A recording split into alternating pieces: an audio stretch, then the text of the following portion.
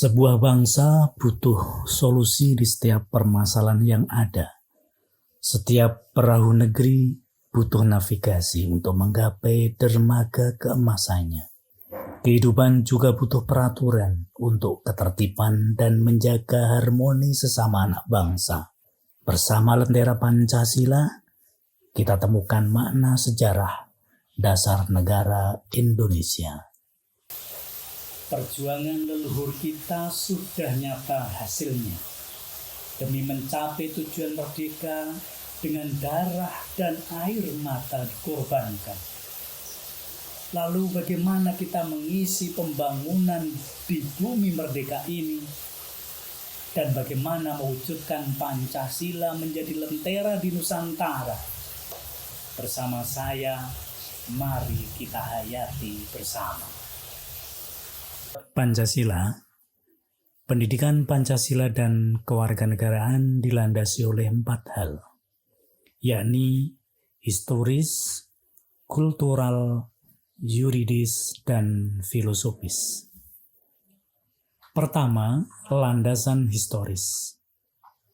Proses ini diawali sejak kerajaan kuno di Indonesia, yaitu dari Kerajaan Kutai, Kerajaan Sriwijaya, Kerajaan Majapahit, sampai kedatangan bangsa-bangsa lain yang mula-mula berniaga hingga menjajah dan menguasai negeri ini.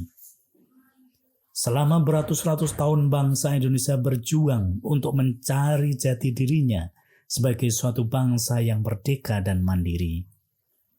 Setelah proses yang panjang itu terlampaui, akhirnya bangsa Indonesia menemukan jati dirinya yang di dalamnya terdapat ciri khas, sifat, dan karakter yang tidak ditemui di negara-negara lain.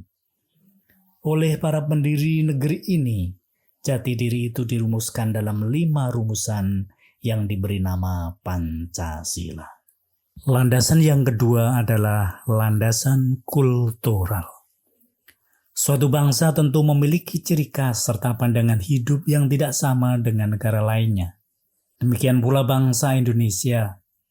Bangsa Indonesia berbeda dari bangsa-bangsa lain di dunia. Bangsa kita mendasarkan ideologi berbangsa dan bernegaranya pada asas kultural yang telah dimiliki dan melekat pada bangsa Indonesia. Nilai-nilai kemasyarakatan yang terdapat dalam sila-sila Pancasila bukan merupakan hasil pemikiran seseorang saja, melainkan sebuah karya besar bangsa Indonesia sendiri yang diperoleh dari nilai-nilai kultural yang ada pada bangsa Indonesia itu, melalui pemikiran reflektif, filosofis dari para tokoh-tokoh bangsa, seperti Bung Karno, Muhammad Yamin, Bung Hatta, serta Supomo, dan tokoh-tokoh lainnya. Yang ketiga adalah landasan yuridis. Undang-Undang Nomor 20 Tahun 2003 tentang Sistem Pendidikan Nasional menjelaskan bahwa Pancasila merupakan sumber hukum dari pendidikan nasional. Pendidikan Pancasila memberikan pemahaman kepada warga negara tentang dasar filsafat negara, nilai kebangsaan, serta cinta tanah air. Sedangkan landasan yang keempat adalah landasan filosofis. Pancasila adalah filsafat negara. Kewajiban moral bagi setiap warga negara adalah merealisasikannya dalam setiap aspek kehidupan bermasyarakat, berbangsa, dan bernegara. Sejarah menunjukkan bahwa sebelum menjadi sebuah negara seperti sekarang ini, bangsa kita adalah bangsa yang berketuhanan dan berperi kemanusiaan. Pancasila, Undang-Undang Dasar 1945, NKRI, dan Bhinneka Tunggal Ika adalah merupakan 4 pilar kebangsaan. Setiap pilar memiliki tingkat, fungsi, dan konteks yang berbeda. Pada prinsipnya, Pancasila sebagai ideologi dan dasar negara, kedudukannya berada di atas 3 pilar yang lain.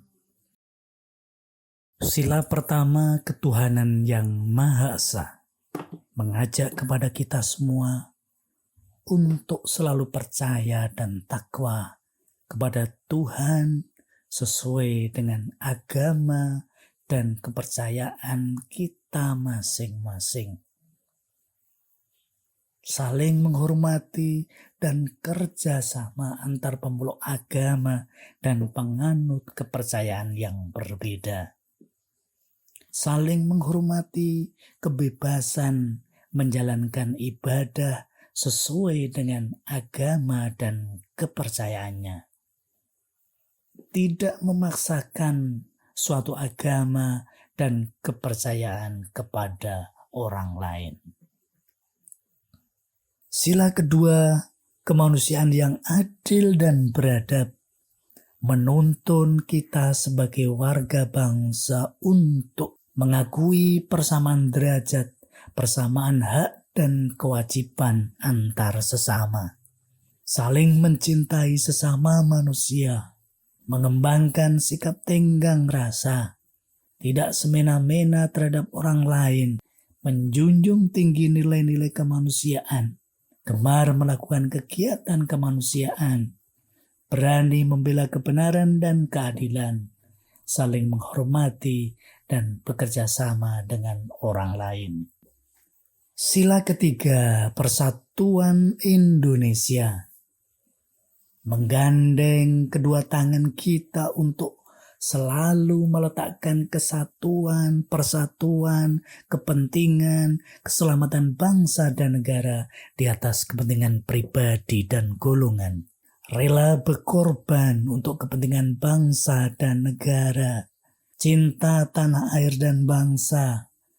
Bangga sebagai bangsa Indonesia dan bertanah air Indonesia.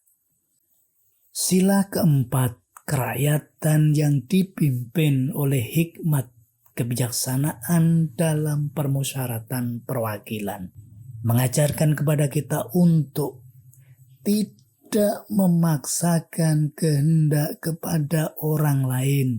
Mengutamakan musyawarah dalam pengambilan keputusan. Bermusyawarah untuk mufakat dalam setiap mengambil keputusan. Beriktikad baik untuk melaksanakan hasil keputusan bersama, bermusyawarah dengan akal sehat dan sesuai hati nurani.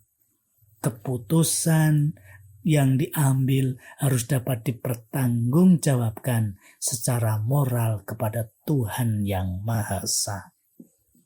Adapun sila kelima, keadilan sosial bagi seluruh rakyat Indonesia, menyeru kepada kita semua untuk selalu menegakkan dan bersikap adil kepada orang lain, menghormati hak-hak orang lain, suka memberi pertolongan kepada orang lain, menjauhi sikap pemerasan pada orang lain, bergaya hidup mewah dan boros, tidak merugikan kepentingan umum, suka bekerja keras, bekerja ikhlas, bekerja cerdas, mewujudkan kemajuan yang merata dan berkeadilan.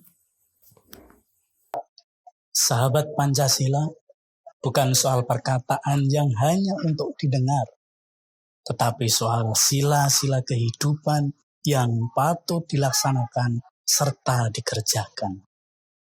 Tidak hanya untuk sebagai pajangan, tetapi akan selalu jadi landasan di setiap perihal yang dikerjakan.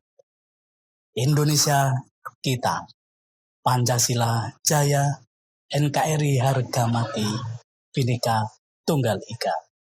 Salam Pancasila.